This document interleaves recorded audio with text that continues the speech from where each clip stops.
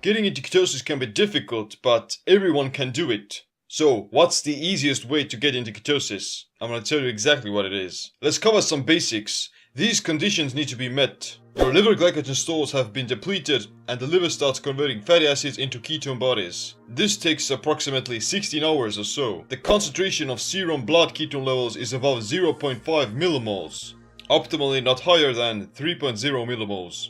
Blood sugar and circulating insulin have dropped significantly, while not causing a hypoglycemic response. You can accomplish it with either fasting for a longer period of time or by restricting your carbohydrate intake to a bare minimum for several weeks. Both of them are almost identical. Fasting induces ketosis and a ketogenic diet mimics the physiology of fasting. But there's a difference between fasting ketosis and nutritional ketosis. They're quite similar, but there's still some differences. The only distinction is what physiological state your body is in. Fasting ketosis. You haven't consumed any calories for about 24 plus hours, and because of that you experience higher levels of ketones. In addition, you've elevated the metabolic pathway called autophagy that causes cellular repair and maintenance. Nutritional ketosis. You've established ketosis by restricting your carbohydrate intake, and you've depleted your liver glycogen that way. You're still creating ketone bodies and using them for energy, but because you're eating and because you're in a fat state, you suppress autophagy. While getting into fasting ketosis takes about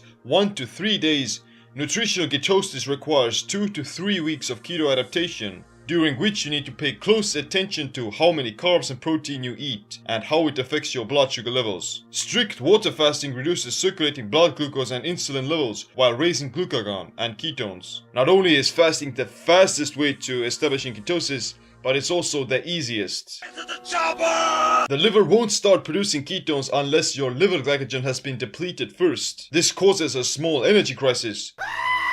But after about 3 days, your brain realizes that carbs are indeed run out and, it has to come up with another solution. The brain will then accept ketone bodies as energy and will derive 75% of its energy demands from ketones. Fasting has taken up this negative connotation in society and the medical community, although it's been practiced by dozens of cultures for thousands of years. In my opinion, it should be one of the foundational cornerstones of a healthy diet, or lack thereof. There's also a huge difference between fasting, caloric restriction, and starvation. Starvation. The body doesn't have access to essential nutrients and is slowly wasting away by cannibalizing its vital organs. It's a gradual process of degradation. Caloric restriction. You're consuming fewer calories needed to maintain your current energy demands. You're gonna burn some stored fat. However, the body tries to compensate for it by decreasing metabolic rate, down-regulating reproductive hormones, thyroid functioning, and increasing gluconeogenesis, especially if you're not keto adapted. This is basically starvation. You're still eating, but in fewer amounts, and thus you're still degrading. We must starve.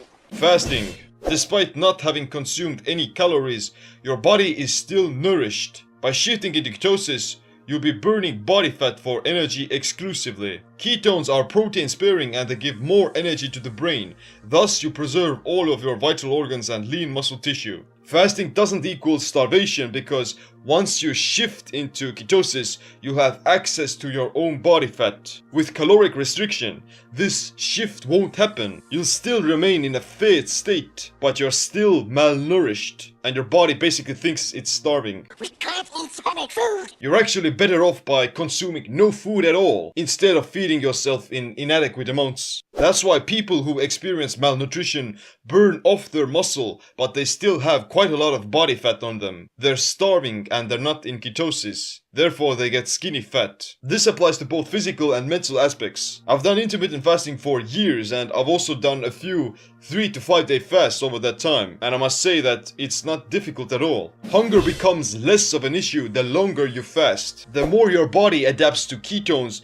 the better you become at burning your own body fat for fuel. This prevents you from getting hungry, and if you do get hungry, then you can easily stave it off by drinking some water or coffee or something. The sensation of hunger doesn't change the longer you fast either. There's a slight difference between not getting hungry in between lunch and dinner versus not eating in 24 hours. But beyond that, the feeling stays the same. It doesn't matter whether you've been fasting for 2 days or 7 days. The hunger signal, it stays the same. It doesn't get any worse. You're having a bad day? Did you die?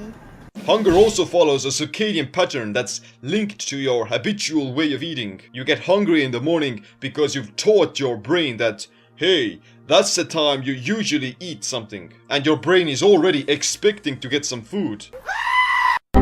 And that's why you get hungry in the morning. But did you die?